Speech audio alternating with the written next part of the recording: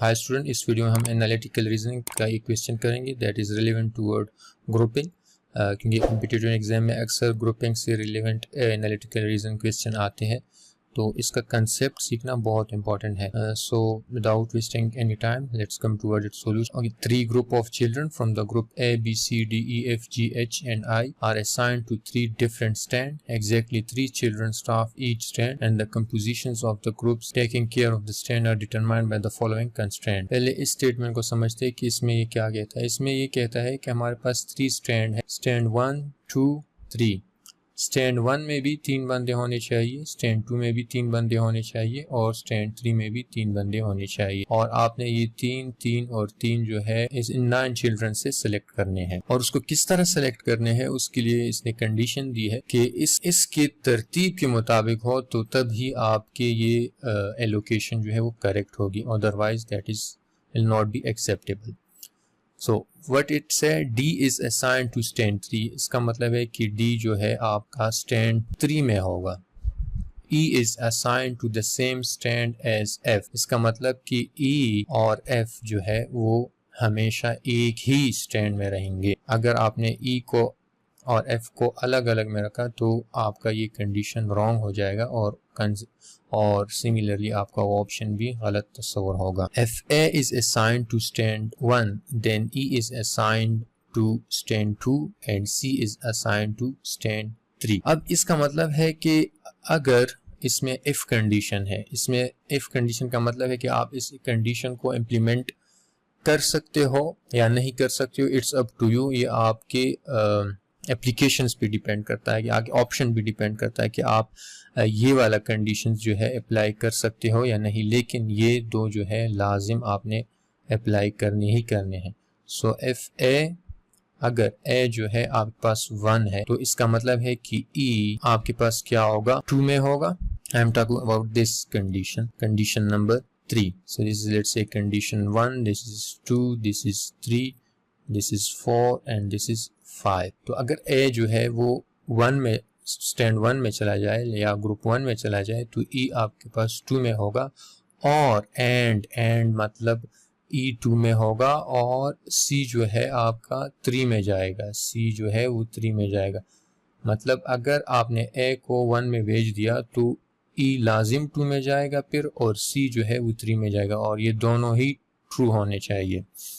अब condition number 4 की बात करते हैं। कंडीशन नंबर 4 क्या कहता है? कंडीशन नंबर 4 ये कहता है अगर B जो है इज असाइन टू स्टैंड 2, अगर B को आपने स्टैंड 2 में असाइन कर लिया तो इसका मतलब है कि G is assign to stand 1, तो आपका G जो है वो कहाँ पे जाएगा? Remember here is if condition, आपका G जाएगा स्टैंड 1 में, ठीक है, एंड C जो है वो भी स्टैंड 1 में ही जाएगा अगर आपने B को स्टैंड 2 में भेज दिया। Last condition that is very important condition also.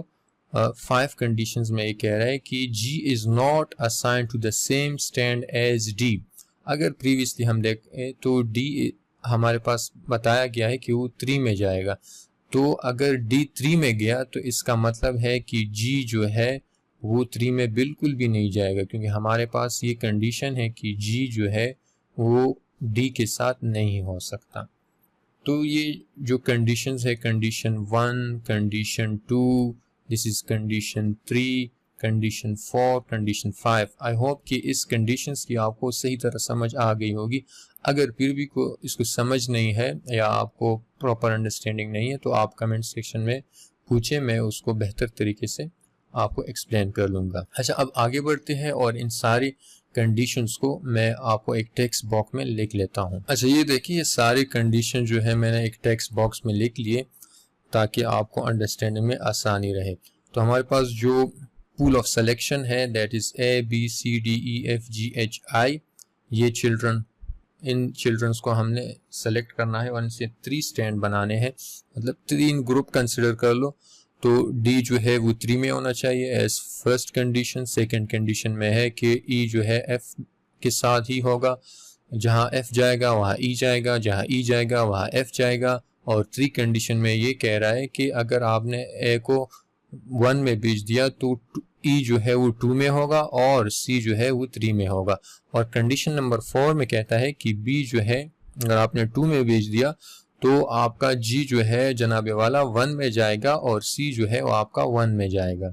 तो मतलब जी सी दोनों जो है वो 1 में ही जाएंगे। और कंडीशन नंबर 5 क्या कहता है कि जी जो है वो कभी भी डी के साथ नहीं होगा, तो डी जो है वो 3 में है तो इस वजह से जी जो है वो 3 में नहीं जाएगा।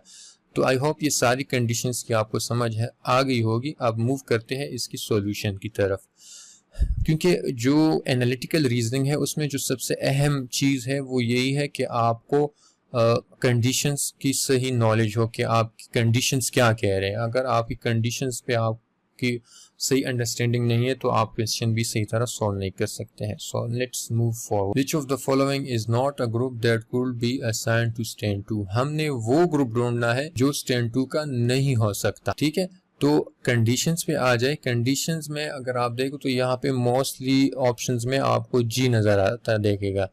तो इसमें ये गिवन है कि जी जो है वो कभी भी 3 में नहीं हो सकता। ठीक है, तो इसका मतलब है कि जी या तो 1 में हो सकता है या 2 में हो सकता है। तो इसका मतलब है कि जी के जितने भी ऑप्शन है वो तो बिल्कुल भी हमारा आंसर नहीं हो सकता, क्योंकि वो तो 2 के ग्रुप में हो सकते हैं। ठीक है, तो इस तरह by the help of elimination method आपके 3 ऑप्शन जो है वो इससे एलिमिनेट हो गए। अब ऑप्शन आते हैं सी और डी की तरफ। अब ऑप्शन डी को देख लो। ऑप्शन डी में है कि जहां अब इस कंडीशन में कोई ई एंड एफ, जहां पे ई होगा वहां पे एफ लाजिम होगा। तो ई है एफ नहीं है, तो इसका मतलब है कि ये ऑप्शन भी नहीं हो सकता। ठीक है, तो हमारे पास जो ग्रुप रहता है जो स्टैंड 2 का बिल्कुल भी नहीं हो सकता, that is C op. Now move toward the next question. 2 में क्या कह रहा है, if A and B are assigned to stand 2 then which of the following must not be true. तो इसका मतलब है कि हमने फॉल्स जो ऑप्शन है उसको ढूंढना है, इस ऑप्शन ए से लेकर ई तक। और हमें ये भी बताया है इस क्वेश्चन में कि A and B are assigned to stand 2, ये आपका स्टैंड 2 में होंगे। तो ग्रुप बनाते हैं और इसको सॉल्व करते हैं। This is stand 1, this is stand 2, this is stand 3, this is 1 2 3। Her group में आपके पास 3 चिल्ड्रन होने चाहिए। अब ये कह रहे हैं कि A and B are assigned to stand 2, तो ये ए हुआ तो ये बी हुआ। ठीक है, अगर ए 2 में है और बी 2 में है, अगर ए 2 में हुआ तो ये कंडीशन तो बिल्कुल फॉलो ही नहीं हो रहा, एफ वाला ये कंडीशन फॉलो नहीं हो रहा। सो बी आपका 2 में चला गया, तो इसका मतलब है कि जी और सी जो है वो आपके 1 में आएंगे। जी एंड सी आपके 1 में आएंगे। अब इसमें ये भी है कि डी आपका 3 में होना चाहिए, तो डी यहाँ पे होगा। ठीक है, फिर साथ में ये भी है कि जी जो है वो 3 में नहीं होना चाहिए, तो वो तो 1 में हो गया, उसका तो किस्सा तमाम है। अब ई एंड एफ, ये याद रखना कि ई एंड एफ आपका एक ही ग्रुप में होना चाहिए। अब ये देख लो 1 में आप ई एंड एफ नहीं डाल सकते, क्योंकि इसके मेंबर जो है वो 4 हो जाएंगे, इस तरह इसके भी 4 हो जाएंगे। तो यहाँ पर ही हम इसको ग्रुप 3 में ही रख सकते हैं। ठीक है, अब आपके पास रहता है H और I। तो लेट्स से हमने H को यहाँ पे रख लिया, but it is in floating position, और I को हमने यहाँ पे रख लिया और it is also in floating position. Floating position से मुराद ये है कि ये H और I जो है ये फ्लोट कर सकते हैं, एक दूसरे की जगह को एक्सचेंज कर सकते हैं। अब आते हैं हम अपने क्वेश्चंस की तरफ। E is assign to stand 1, E को हम स्टैंड 1 में असाइन कर, हमने क्या किया है कि वो 3 में है, 1 में तो पॉसिबल ही नहीं है। तो हमारा ऑप्शन यही जो है करेक्ट है, क्योंकि हमने सिर्फ गलत जवाब को ढूंढना है, क्योंकि स्टेटमेंट में उसने ये पूछा है। अब आते हैं चेक करते हैं कि बी सी डी ई जो है वो क्यों गलत है। H is assign to stand 1, H को हम यहाँ पे स्टैंड 1 में रख सकते हैं और I को यहाँ पे रख सकते हैं। तो ये ऑप्शन तो दुरुस्त है, तो ऐसा जिसको हमने गलत किया। G is assign to stand 1, ये भी सही है, तो इसलिए ये गलत हुआ। I is assign to stand 1, ये भी सही है, तो इसलिए ये भी गलत हुआ। C is assign to stand 1, इसलिए ये सी देख लो तो ये भी सही है, तो इसका मतलब ये गलत है क्योंकि हमने गलत ऑप्शन को ढूंढा है और वही हमारा आंसर है, तो इस वजह से A is the right choice. If f is assigned to stand 1 then which of the following could not be true। तो again could not be true का मतलब है कि आपने वो ऑप्शन ढूंढना है जो फॉल्स है, जो पॉसिबल नहीं है। तो इसमें गिवन है कि आपका जो f है वो स्टैंड 1 में है, तो हम ड्रा करते हैं इसके ग्रुप को। This is let's say group 1, this is group 2 and this is group 3। Condition में गिवन है, एक न्यू कंडीशन आपको प्रोवाइडेड है इस क्वेश्चन 3 में, f is assigned to stand 1, तो f को हमने स्टैंड 1 में रख लिया। अब अगर f आपके पास 1 में है तो हमने ये भी पढ़ा है कि e जो है f ये साथ में ही होंगे, ठीक है। अगर e एंड f आपने साथ में कर लिए तो आपने ये 3 वाला कंडीशन एक्टिवेट नहीं करना, तो इसका मतलब है कि a जो है वो आपका या तो 2 में जाएगा या 3 में जाएगा। अब बिफोर दैट हम d की तरफ आते हैं और d को हम रखते हैं इधर 3 में, क्योंकि इसने ऑलरेडी कहा है कि d इन 3, और g जो है आप जो है d के साथ नहीं रख सकते, तो g को हमने यहाँ पे रख लिया। अब b को अगर मैं 2 में रख लूँ, लेट्स से b को आपने 2 में रख लिया, तो b को अगर आप 2 में रखेंगे तो g और c ये आपका 1 में आएंगे, तो इस तरह 1 में जो है आपके पास 4 मेंबर हो जाएंगे। That is practically not possible as per these conditions. तो इस वजह से, क्योंकि हमें कंडीशन में ये है कि हर ग्रुप में 3 मेंबर होने चाहिए, 3 से ज्यादा नहीं, तो इसलिए B जो है आपका 3 में जाएगा और A जो है आपका 2 में आएगा। और इस तरह आपके पास यहाँ पे आप C कर सकते हो, यहाँ पे आप I कर सकते हो और यहाँ पर H कर सकते। लेकिन रिमेंबर यहाँ पे I का, H और G का और C का, ये जो इनकी पोजीशंस है ये फ्लोटिंग पोजीशन है। G जो है वो यहाँ पे शिफ्ट हो सकता है, सिमिलरली I जो है वो यहाँ पे भी शिफ्ट हो सकता है और यहाँ पे भी शिफ्ट हो सकता है, और इस तरह C जो है वो 2 में भी आ सकता है और 1 में भी आ सकता है। हमारे पास जो फिक्स्ड पोजीशन है वो F E के है, F और E के है, A के, D के और B के, और बाकी जो है फ्लोटिंग पोजीशंस हैं। तो अब आते हैं ऑप्शन की तरफ। A is assigned to stand 1, क्या A को हम स्टैंड 1 असाइन कर सकते हैं? बिल्कुल भी नहीं, तो यही है हमारा सही ऑप्शन। अब बाकी ऑप्शन को देखते हैं कि वो क्यों गलत है। A is assign to stand 1, A को हम असाइन स्टैंड 1 नहीं कर सकते, तो ये गलत है, तो यही हमारा ऑप्शन हुआ। B is assign to stand 3, B is assign to stand 3, that is right, तो राइट ऑप्शन तो हमारा ऑप्शन नहीं है, इस वजह से एज पर दिस कंडीशन ये हमारा ऑप्शन नहीं है। G is assign to stand 2, तो ये भी हमारा ऑप्शन नहीं है क्योंकि G स्टैंड 2 में हम असाइन कर सकते हैं। C is assign to stand 1, C जो है स्टैंड 1 में आप कर सकते हो, मैंने कहा it is in floating positions, तो ये भी हमारा ऑप्शन नहीं हुआ। H इज असाइन टू स्टैंड 2, H को आप स्टैंड 2 में रख सकते हो, हमारे पास ऑप्शन A ही बचता है, दैट इज रॉन्ग, और यही हमारा ऑप्शन है। अच्छा, जो क्वेश्चन 4 है दैट इज वेरी सिंपल, अगर आप इसको पढ़ ले और थोड़ा सा जहन नशीन कर ले इन कंडीशंस को, तो आप इसका आंसर इजीली दे सकते हैं। If A does not share a stand with D और G then which of the following must be true। तो आप इन सारे ऑप्शन को पढ़ने के बाद अगर आप देख ले इन कंडीशन पे आए, तो मैं पढ़ लेता हूँ। A share a stand with B, C share a stand with E, I share a stand with H, H does not share a stand with D, F share a stand with E। यहाँ पे लिखा है must be true, मतलब must be true जब भी हो तो आपने उन कंडीशंस जो आपको गिवन है उन पे गौर करना है। अगर आप यहाँ पे देख ले तो E का F के साथ शेयर होना लाजिम है, मतलब लाजिम, इसमें कोई दो राय नहीं है, दैट इज कंफर्म। तो A और B नहीं ना भी करे या नहीं हो सकता, ना भी करे तो it's up depend upon the condition. C और E को भी करे या ना करे डजेंट मैटर। I और H और D तो इट डजेंट मैटर, लेकिन जो मोस्ट इम्पॉर्टेंट है that is must be true, E and F है and that is option E। तो बाज़ों का अपने टाइम सेविंग को भी देखना होता है, आप डायरेक्ट कंडीशंस को देख के आपने ऑप्शंस को लगाना होता है ताकि आपका टाइम सेव हो सके। और आपको पता होना चाहिए कि जितने भी कम्पिटिटिव एग्जाम है उनमें टाइम मैनेजमेंट इज़ की इम्पॉर्टेंट।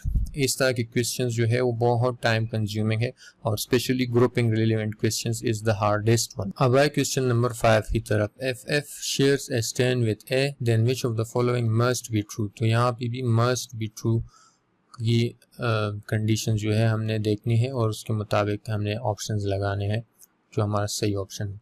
तो कंडीशंस मैंने ऑलरेडी पहले लिखी हुई है। हर ग्रुप में आपके पास 3 मेंबर होने चाहिए। तो let me make the group.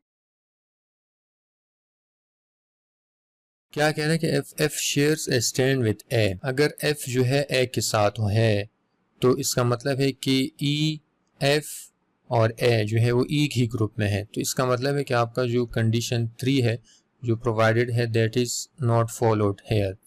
तो क्योंकि this is optional, if there is F condition that is optional, आप उसको यूज कर सकते हैं या नहीं कर सकते, it's up to your questions dependency. तो अब आप इसको 1 में नहीं रख सकते, तो इसका मतलब है कि आप या तो इसको ग्रुप 2 में रख सकते हैं या ग्रुप 3 में रख सकते हैं। हम इसको ग्रुप 2 में रखते हैं।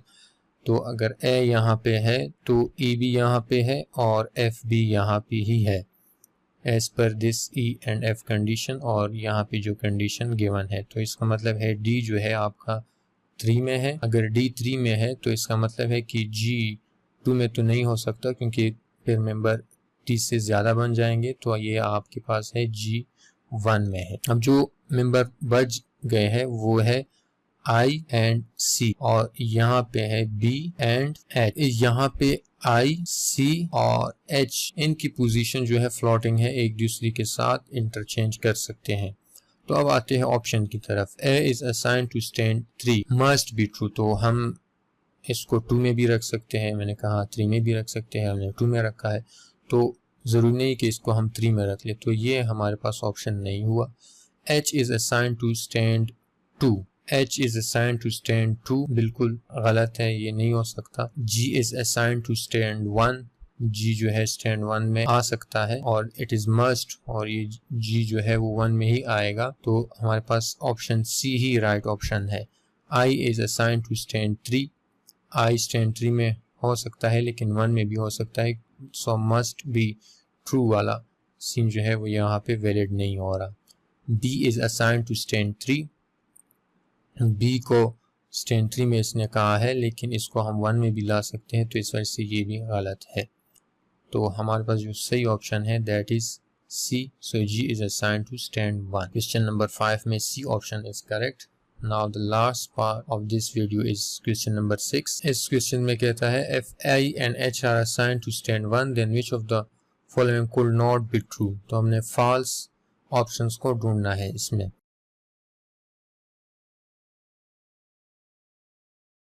ये तो गिवन है कि I and H are assigned in 1, so I and H ये 1 में हुए। अब E and F साथ में होंगे तो आपने A भी इसके साथ ही रखना है। अगर आप A जो है 1 में रख लेते हो तो फिर जो है E और F जो है साथ में नहीं रहेंगे। अब D जो है वो 3 में होगा और G जो है वो यहाँ पे होगा। तो आपके पास 2 ही रहते हैं, B और H वो यहाँ पर आएंगे। और कंडीशंस ड्रा कर लेते हैं।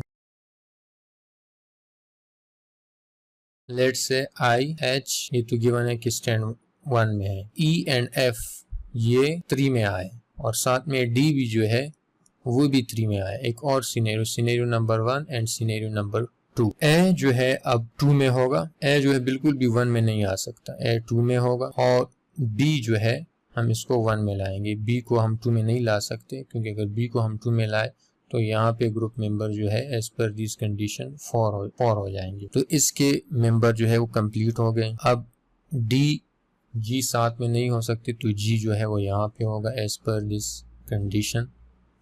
तो जो रहता है दैट इज सी भी यहाँ पे आए। इन 2 सिनेरियो को रखती हुई हमने फॉल्स ऑप्शंस यहाँ से पिक करना है। G is assigned to stand 1, G को stand 1 में रख सकते हो तो ये तो हमारा ऑप्शन नहीं हुआ। F is assigned to stand 2 तो ये भी हमारा ऑप्शन नहीं हुआ। E is assigned to stand 3, E जो है stand 3 में रख सकते हो तो ये भी हमारा ऑप्शन नहीं हुआ। हमने गलत ऑप्शन को ढूंढना है। Remember B is assigned to stand 2, अब देखो स्टैंड 2 में कहीं पे आपको बी नज़र आ रहा है? नहीं, तो यही गलत ऑप्शन है और यही हमारा ऑप्शन हुआ। तो option B is the right one. This is the analytical reasoning questions, और इसमें ग्रुपिंग, जिसको ग्रुपिंग कहते हैं, ग्रुपिंग एनालिटिकल रीजनिंग, और ये one of the hardest portion होता है। तो कोशिश करें कि इस वीडियो को शुरू से लेकर एंड तक बार बार देखें, कंसेप्ट को समझें, और इससे मिलती जुलती जो भी क्वेश्चंस हैं और आपको समझ नहीं आती तो आप मुझे कमेंट सेक्शन में बताएं, मैं आपको इसकी सॉल्यूशन प्रोवाइड कर दूंगा in detail video. Thank you so much, और जाते जाते मेरे चैनल को लाजमी सब्सक्राइब करिए। Thank you so much.